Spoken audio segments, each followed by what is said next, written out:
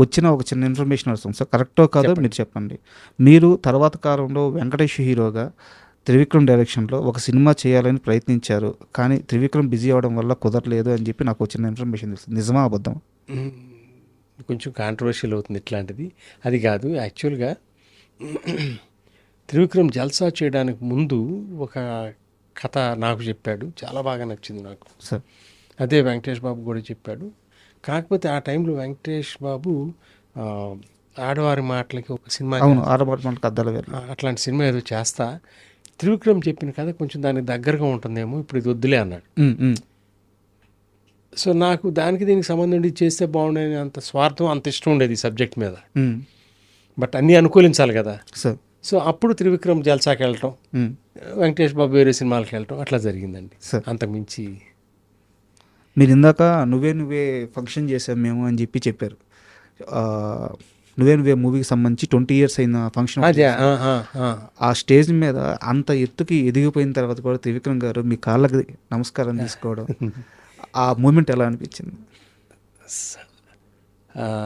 త్రివిక్రమ్ సంస్కారం అది, బిడ్డలాంటాడు. That's it. ఆయన మాటల్లో కూడా ఇదే అనిపించింది. అంటే నాకు మాట్లాడుతుంటే ఎమోషన్ అవుతున్నాను. ఒక తండ్రి స్థానాన్ని ఇచ్చారు మీకు ఆయన. ఏ రోజు కూడా స్రవంతి రవికిషోర్ గారు అని అంటాను, కానీ ఆయన పేరుతో కూడా మామూలుగా కూడా పిలవలేను నేను. ఆయన లేకుంటే నేను లేనన్నట్టు చెప్పారు. నేనంటే అంత ప్రేమ ఉంది తనకి. మొన్న సినిమా ఒక్కసేపు కూర్చుందాం దీని మీద, ఇమీడియట్గా వచ్చి ఆఫీస్లో బస్సు ఈ మధ్యకాలంలో ఎవరు ఆఫీస్కి వెళ్ళినట్టు కూర్చొని ఉండడు. సో తనకి ఆ భేదం లేదు. సో ఆ ఇష్టం, ఆ ప్రేమ అట్లాగే ఉండటం బెటర్. చక్కగా మీరు ఇద్దరు కూడా ఆ బంధాన్ని అలాగే కాపాడుకుంటూ వస్తున్నట్టున్నారు. ఎస్, ఆ సన్నని గీతను ఎవరు దాటకుండా. 100%. సో నాకు ఈ నేపథ్యంలో మళ్ళీ సారీ, నేను ఇందాకే చెప్పాను నేను వెనకది ముందు వెనక మార్చేసి అడుగుతున్నానని.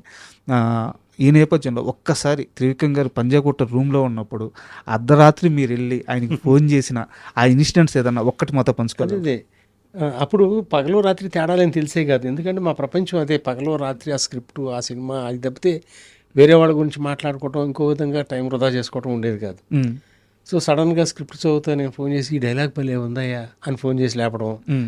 లేకపోతే నేను ఏదో ఇందాక మీరు అన్నారు చూసారా, వాట్ యు కాల్, ఆ సినిమా రిఫరెన్స్, ఈ సినిమా రిఫరెన్స్. చిన్న మాట చెప్తాను నేను. కమల్ హాసన్ గారిది ఒక సినిమా రిలీజ్ అయింది సంధ్యా థియేటర్లోను. అక్కడ నేను యువి సత్యనారాయణ మీరు అందరం వెళ్ళి వచ్చాం. అమ్మాయి వసుంధర, అమ్మాయి హీరోయిన్ అందులో. అందులో ఒక చిన్న సన్నివేశం ఉంటుందండి. Wife and husband Kamal Haasan ఆ వసుంధర అనే వాళ్ళిద్దరూ హాస్పిటల్కి వెళ్ళినప్పుడు ఒక బెంచ్ మీద కూర్చుని ఉంటారు వాళ్ళు.